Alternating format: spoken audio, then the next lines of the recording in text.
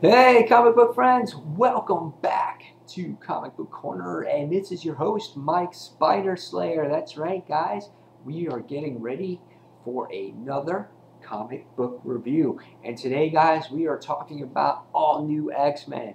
That's right, issue number 3 from Marvel Now. Guys, if you're not reading this book, I have to say something. If you're a comic fan, there's something wrong with you. I'm telling you, this book is phenomenal. This is such a great read, and the artwork is superb in it.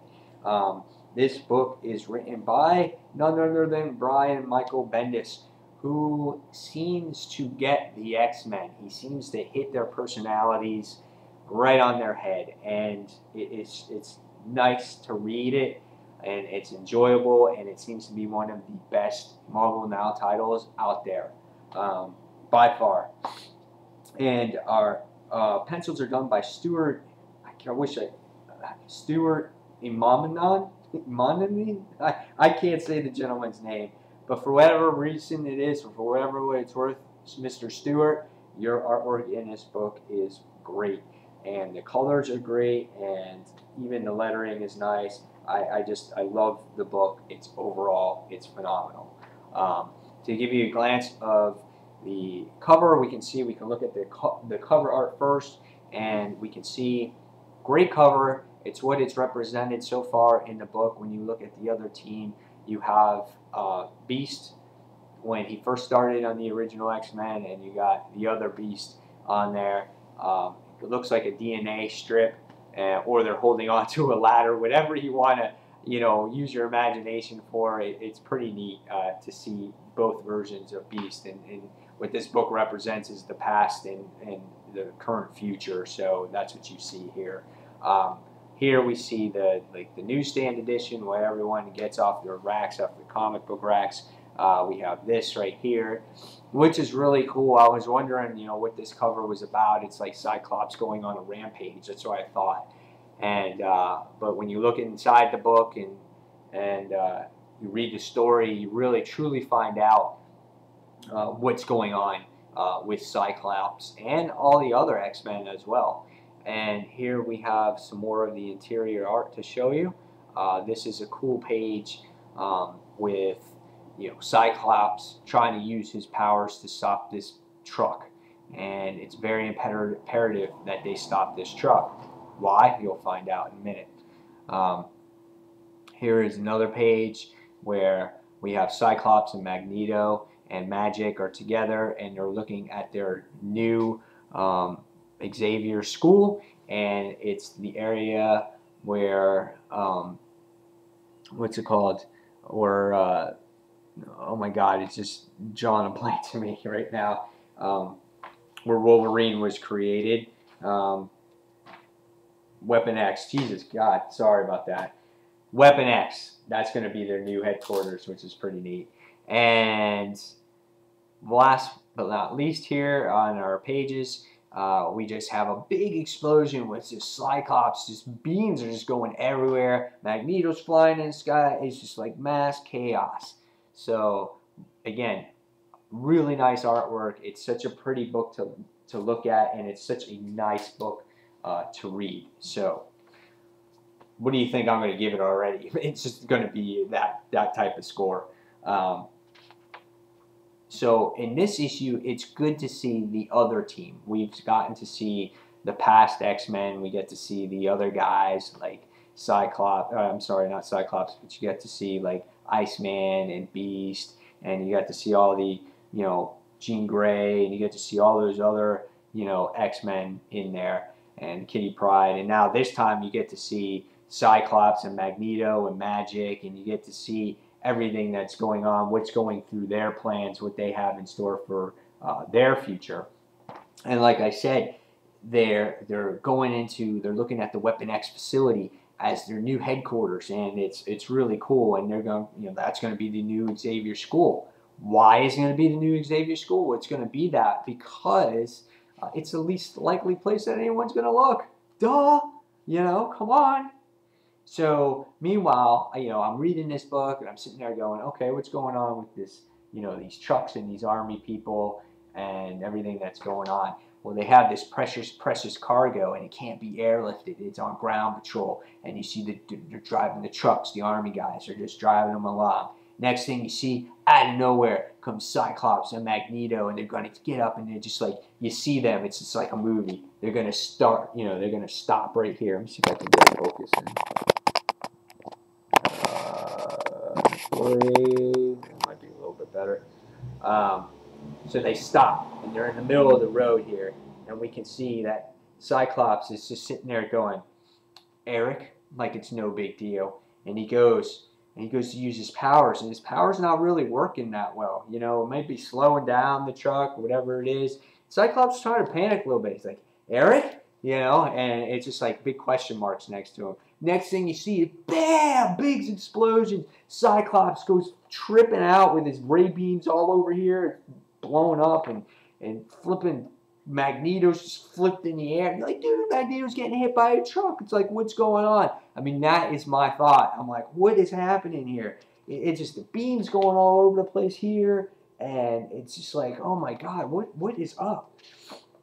Again, big explosions, nothing what's going on. Cyclops is like, no. He's like, wait, I can't believe this is happening. And then Magneto's like, what did you do? What did you do? And he can't find his little eye shield to protect everything. And then the next thing we see is Magneto gets to where he has to get to in the back of the truck here, and he frees somebody. And he does stop a soldier trying, to protect the precious cargo. And you're kind of like, okay, what's in this? What is in this? And I forgot all about it when it happens. Major spoiler right here, so if you don't want to see it, read the issue later, whatever. But bam, that's who you get. I'm like, dude, it's Emma Frost. People are going to be hating on this right now that Emma Frost is free. But the big cool thing is that she is so pissed off at Cyclops. They have this big discussion about, how he betrayed her and he used her for power. And Cyclops just keeps going on about the Phoenix Force, how it kept on possessing him. It's not me, it's the Phoenix Force, and la la la la la. And he's just like, read my mind, you'll find out everything. And she's just like, I can't, And she's saying that her powers have been manipulated by the Phoenix Force, that everyone's been changing.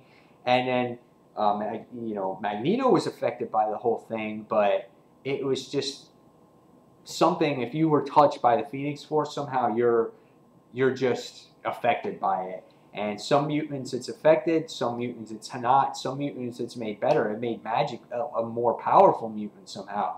So it's pretty weird how their powers are all unstable. And I kind of like how Emma's got the little bitch factor going on right here. She's just a pure bitch. I can see her emotions in her face and her facial expressions there. She's just like, whatever. She's like, I'm going away from you. I'm out of here. Later, Scott. Next thing you see, police coming crazy. Woo, woo. They're just coming all over the place. They're just driving down the street. It's just nuts. And I guess they wind up going together. You get some other mutant that comes along in the that's coming along in the school in the University of Texas, who I guess is mimics other people's forms, kind of like Mystique. She kind of mimics, and we can see that she will obviously, or he, I'm sorry, will be pursued later in the future.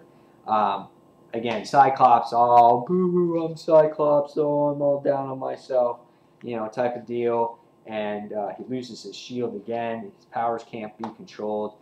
And Magneto comes in here, and, he has this pretty tough words to say about Cyclops here. And, he's just saying that I've been in the darkest, I've been challenged the most, and deep down inside, Scott, it's you, man. It's you. It's your deep, most inner thoughts that bring out the actions that you create.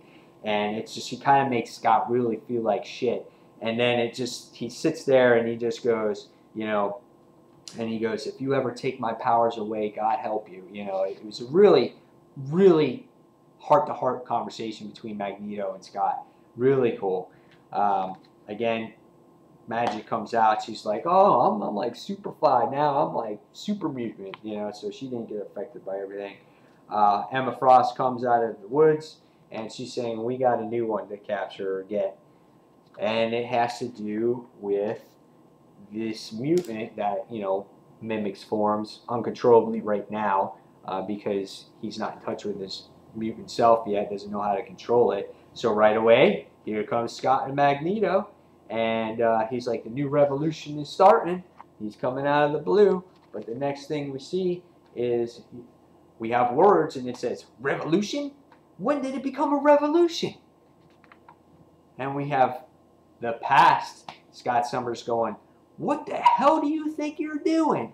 And you got all old school X-Men in here. Jean Grey, Cyclops, you got Angel, you got Iceman, and you got, what, the original Beast there. And Scott and Magneto are just like, what the heck is going on? Dude. And I'm just like, at the end of this, like, oh, yes, I have to read issue 4. That's exactly how I was at the end of the actual issue. It was just so good. I loved it tremendously. Again, guys, it's a really, really well-written book by Bendis, and it's really drawn well by Mr. Stewart here. I have just nothing but great things to say about it. Just everything that's going to happen in this book is just, it's got me on the edge of my seat. What is Scott going to do about these past X-Men? How is he going to handle them? And how are these past X-Men going to just interfere in just everything and, you know, mess up the time continuum? And it just, I can see all kinds of plot lines and storylines just changing because it's Marvel now with the characters, but the past stories haven't disappeared. So it's just going to be interesting to see what they're going to change, and hopefully they'll do it right. But right now, this book is the best that Marvel now has to offer, and I think they really thought about this one when they made it, and they put the right people on this book. So guys, if you haven't, please go out, buy it, read it, you'll enjoy it. I guarantee it, you will not be disappointed. It is well worth the $3.99 price point. And guys, check out Dark Avenger Inc. You'll see all my other reviews on that channel as well. And if you get time, go ahead, stop by Comic Related for all the cool comic book news, and you can also see more of my reviews on that channel, on that website as well. So go on to www.comicrelated.com. So guys, until the next comic book review, this is Mike Spider Slayer signing off, and as always, thank you for watching. Take care, everyone. We'll see you soon. Bye.